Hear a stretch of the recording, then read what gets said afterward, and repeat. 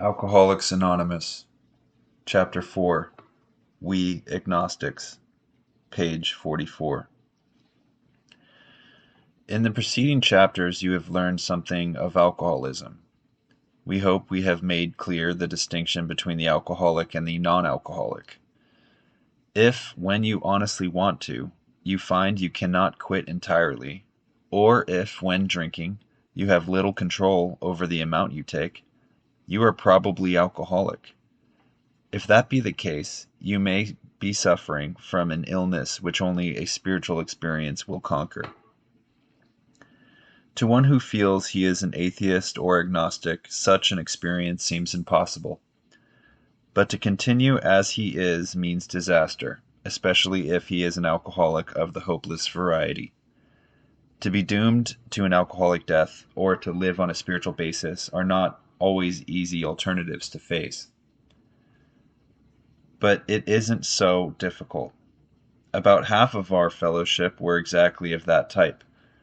At first some of us tried to avoid the issue, hoping against hope we were not true alcoholics.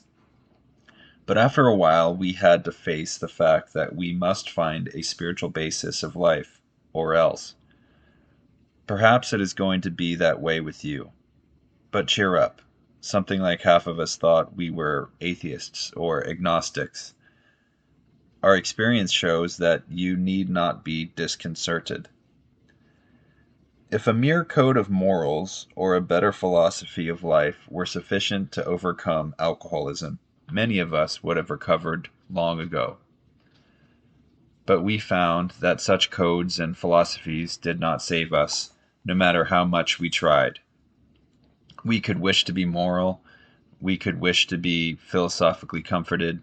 In fact, we could will these things with all our might, but the needed power wasn't there. Our human resources, as marshaled by the will, were not sufficient. They failed utterly. Lack of power, that was our dilemma. We had to find a power by which we could live, and it had to be a power greater than ourselves. Obviously. But where and how were we to find this power? Well, that's exactly what this book is about. Its main object is to enable you to find a power greater than yourself, which will solve your problem. That means we have written a book which we believe to be spiritual as well as moral. And it means, of course, that we are going to talk about God. Here difficulty arises with agnostics. Many times we talk to a new man and watch his hope rise as we discuss his alcoholic problems and explain our fellowship. But his face falls when we speak of spiritual matters, especially when we mention God, for we have opened a subject which our man thought he had neatly evaded or entirely ignored. We know how he feels. We have shared his honest doubt and prejudice. Some of us have been violently anti-religious. To others, the word God brought up a particular idea of him with which someone had tried to impress them during childhood. Perhaps we rejected this particular conception because it seemed inadequate. With that rejection, we imagined we had abandoned the God idea entirely. We were bothered with the thought that faith and dependence upon a power beyond ourselves was somewhat weak, even cowardly. We looked upon this world of warring individuals, warring theological systems, and inexplicable calamity with deep skepticism. We looked askance at many individuals who claimed to be godly. How could a supreme being have anything to do with it at all? And who could comprehend a supreme being anyhow? Yet in other moments we found ourselves thinking, when enchanted by a starlit night, who then made all this? There was a feeling of awe and wonder, but it was fleeting and soon lost. Yes, we of agnostic temperament have had these thoughts and experiences. Let us make haste to reassure you. We found that as soon as we were able to lay aside prejudice and explain even a willingness to believe in a power greater than ourselves, we commenced to get results, even though it was impossible for any of us to fully define or comprehend that power which is God. Much to our relief, we discovered, we did not need to consider another's conception of God. Our own conception, however inadequate, was sufficient to make the approach and to effect a contact with Him. As soon as we admitted the possible existence of a creative intelligence, a spirit of the universe underlying the totality of things, we began to be possessed of a new sense of power and direction, provided we took other simple steps. We found that God does not make too hard terms with those who seek Him. To us, the realm of the Spirit is broad, roomy, all-inclusive, never exclusive or forbidding to those who earnestly seek. It is open, we believe, to all men. When, therefore, we speak to you of God, we mean your own conception of God. This applies too to other spiritual expressions which you find in this book. Do not let any prejudice you may have against spiritual terms deter you from honestly asking yourself what they mean to you.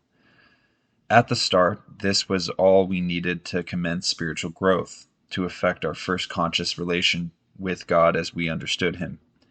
Afterward, we found ourselves accepting many things which then seemed entirely out of reach. That was growth, but if we wished to grow, we had to begin somewhere. So we used our own conception, however limited it was. We needed to ask ourselves but one short question. Do I now believe, or am I even willing to believe, that there is a power greater than myself? As soon as a man can say that he does believe, or is willing to believe, we emphatically assure him that he is on his way. It has been repeatedly proven among us that upon this simple cornerstone a wonderfully effective spiritual structure can be built.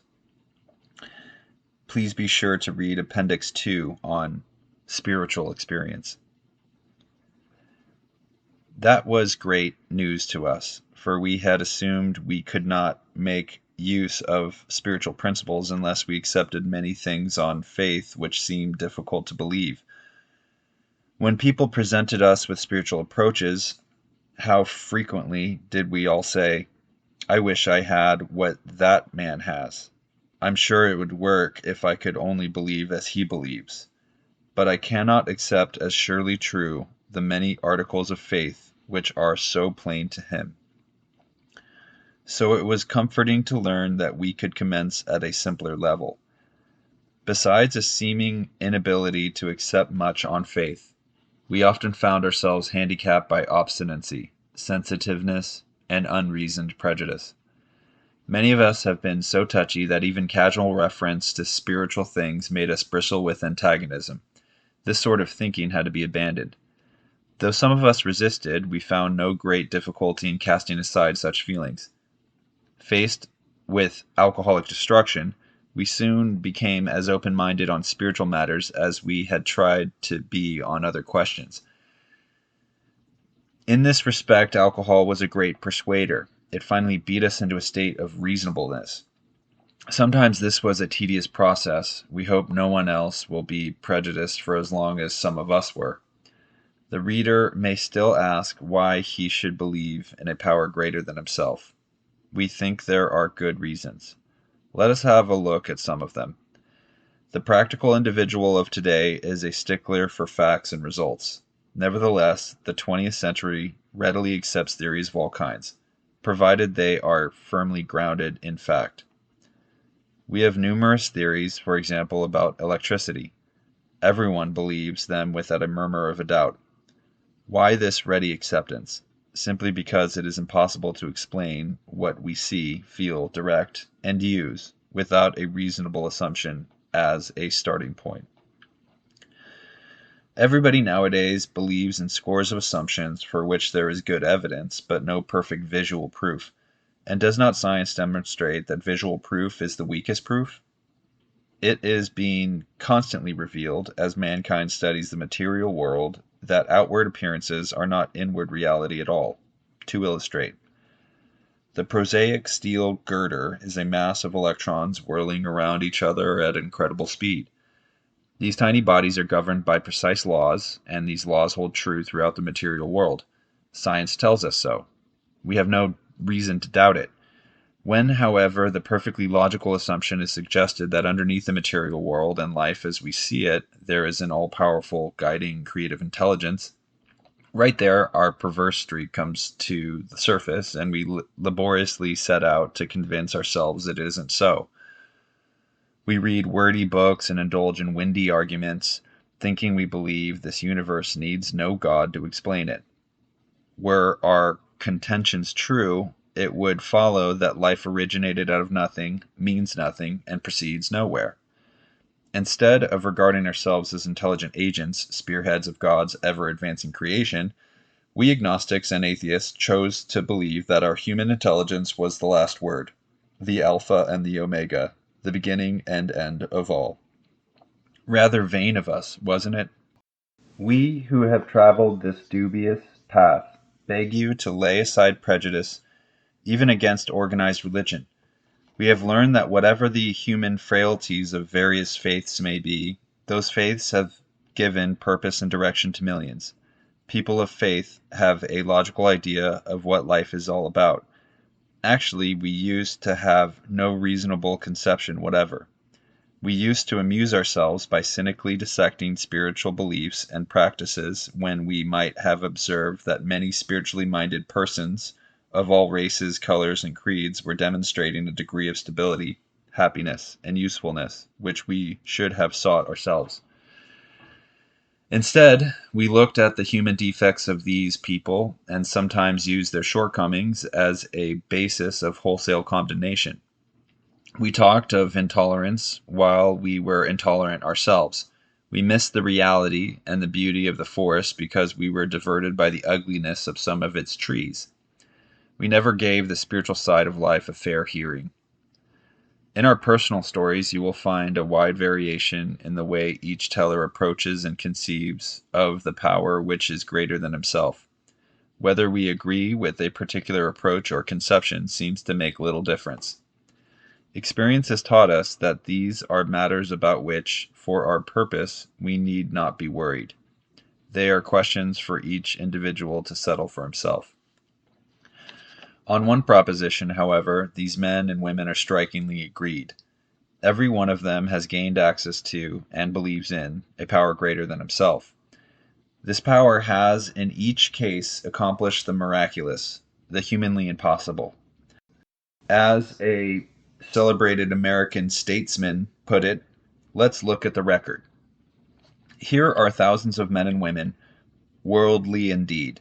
They flatly declare that since they have come to believe in a power greater than themselves, to make a certain attitude towards that power, and to do certain simple things, there has been a revolutionary change in their way of living and thinking. In the face of collapse and despair, in the face of the total failure of their human resources, they found that a new power, peace, happiness, and sense of direction flowed into them. This happened soon after they wholeheartedly met a few simple requirements. Once confused and baffled by the seeming futility of existence, they show the underlying reasons why they were making heavy going of life. Leaving aside the drink question, they tell why living was so unsatisfactory. They show how the change came over them. When many hundreds of people are able to say that the consciousness of the presence of God is today the most important fact of their lives, they present a powerful reason why one should have faith. This world of ours has made more material progress in the last century than in all the millenniums which went before. Almost everyone knows the reason.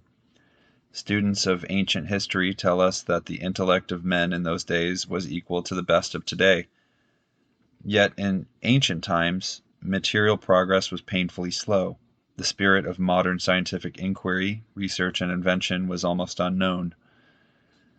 In the realm of the material, men's minds were fettered by superstition, tradition, and all sorts of fixed ideas. Some of the contemporaries of Columbus thought a round earth preposterous. Others came near putting Galileo to death for his astronomical heresies. We asked ourselves this: Are not some of us just as biased and unreasonable about the realm of the spirit as were the ancients about the realm of the material? Even in the present century, American newspapers were afraid to print an account of the Wright brothers' first successful flight at Kitty Hawk. Had not all efforts at flight failed before? Did not Professor Langley's flying machine go to the bottom of the Potomac River? Was it not true that the best mathematical minds had proven man could never fly? Had not people said God had reserved this privilege to the birds? Only 30 years later, the conquest of the air was almost an old story, and airplane travel was in full swing. But in most fields, our generation has witnessed complete liberation of our thinking. Show any longshoreman a Sunday supplement describing a proposal to explore the moon by means of a rocket, and he will say, I bet they do it. Maybe not so long either. Is not our age characterized by the ease with which we discard old ideas for new, by the complete readiness with which we throw away the theory or gadget which does not work for something new which does? We had to ask ourselves why we shouldn't apply to our human problems this same readiness to change our point of view. We were having trouble with personal relationships. We couldn't control our emotional natures. We were a prey to misery and depression. We couldn't make a living. We had a feeling of uselessness. We were full of fear. We were unhappy. We couldn't seem to be of real help to other people. Was not a basic solution of these bedevilments more important than whether we should see newsreels of lunar flight? Of course it was. When we saw others solve their problems by a simple reliance upon the spirit of the universe, we had to stop doubting the power of God. Our ideas did not work, but the God idea did. The Wright brothers' almost childlike faith that they could build a machine which would fly was the mainspring of their accomplishment. Without that, nothing could have happened. We agnostics and atheists were sticking to the idea that self-sufficiency would solve our problems. When others showed us that God's sufficiency worked with them, we began to feel like those who had insisted the Wrights would never fly. Logic is great stuff. We liked it. We still like it. It is not by chance we were given the power to reason, to examine the evidence of our senses, and to draw conclusions. That is one of man's magnificent attributes. We agnostically inclined would not feel satisfied with a proposal which does not lend itself to reasonable approach and interpretation. Hence, we are at pains to tell why we think our present faith is reasonable, why we think it more sane and logical to believe than not to believe, why we say our former thinking was soft and mushy when we threw up our hands in doubt and said, we don't know. When we became alcoholics, crushed by a self-imposed crisis, we could not postpone or evade. We had to fearlessly face the proposition that either God is everything or else he is nothing. God either is or he isn't. What was our choice to be? Arrived at this point, we were squarely confronted with a question of faith. We couldn't duck the issue. Some of us had already walked far over the bridge of reason towards the desired shore of faith. The outlines and the promise of the new land had brought luster to tired eyes and fresh courage to flagging spirits. Friendly hands had stretched out in welcome. We were grateful that reason had brought us so far, but somehow we couldn't quite step ashore. Perhaps we had been leaning too heavily on reason that last mile, and we did not like to lose our support. That was natural, but let us think a little more closely. Without knowing it, had we not been brought to where we stood by a certain kind of faith? For did we not believe in our own reasoning? Did we not have confidence in our ability to think? What was that but a sort of faith? Yes, we had been faithful, abjectly faithful to the God of reason. So in one way or another, we discovered that faith had been involved all the time. We found, too, that we had been worshippers. What a state of mental gooseflesh that used to bring on! Had we not variously worshipped people, sentiment, things, money, and ourselves? And then, with a better motive, had we not worshipfully beheld the sunset, the sea, or a flower? Who of us had not loved something or somebody? How much did these feelings, these loves, these worships have to do with pure reason? Little or nothing, we saw at last. Were not these things the tissue out of which our lives were constructed? Did not these feelings, after all, determine the course of our existence? It was impossible to say we had no capacity for faith, or love, or worship. In one form or another, we had been living by faith and little else. Imagine life without faith. Were nothing left but pure reason, it wouldn't be life. But we believed in life. Of course we did. We could not prove life in the sense that you could prove a straight line is the shortest distance between 2 points, yet there it was. Could we still say the whole thing was nothing but a mass of electrons created out of nothing, meaning nothing, whirling on to a destiny of nothingness? Of course we couldn't. The electrons themselves seemed more intelligent than that. At least, so the chemist said. Hence, we saw that reason isn't everything. Neither is reason, as most of us use it, entirely dependable, though it emanate from our best minds. What about people who proved that man could never fly? Yet we had been seeing another kind of flight, a spiritual liberation from this world, people who rose above their problems. They said God made these things possible, and we only smiled. We had seen spiritual release, but liked to tell ourselves it wasn't true. Actually, we were fooling ourselves, for deep down in every man, woman, and child is the fundamental idea of God. It may be obscured by calamity, by pomp, by worship of other things, but in some form or other it is there. For faith in a power greater than ourselves, and miraculous demonstrations of that power in human lives, are facts as old as man himself. We finally saw that faith in some kind of God was a part of our makeup, just as much as the feeling we have for a friend. Sometimes we had to search fearlessly, but he was there. He was as much a fact as we were. We found the great reality deep down within us. In the last analysis, it is only there that he may be found. It was so with us. We can only clear the ground a bit. If our testimony helps sweep away prejudice, enables you to think honestly, encourages you to search diligently within yourself, then, if you wish, you can join us on the broad highway. With this attitude, you cannot fail. The consciousness of your belief is sure to come to you.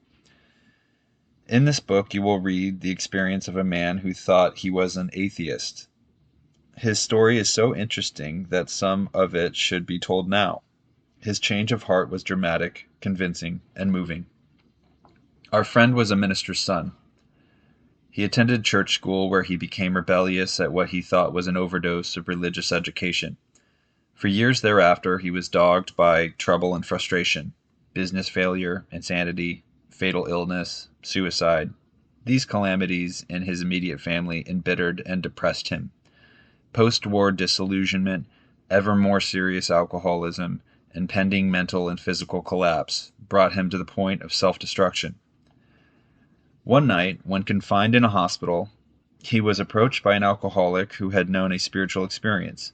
Our friend's gorge rose as he bitterly cried out, "If there is a God, he certainly hasn't done anything for me."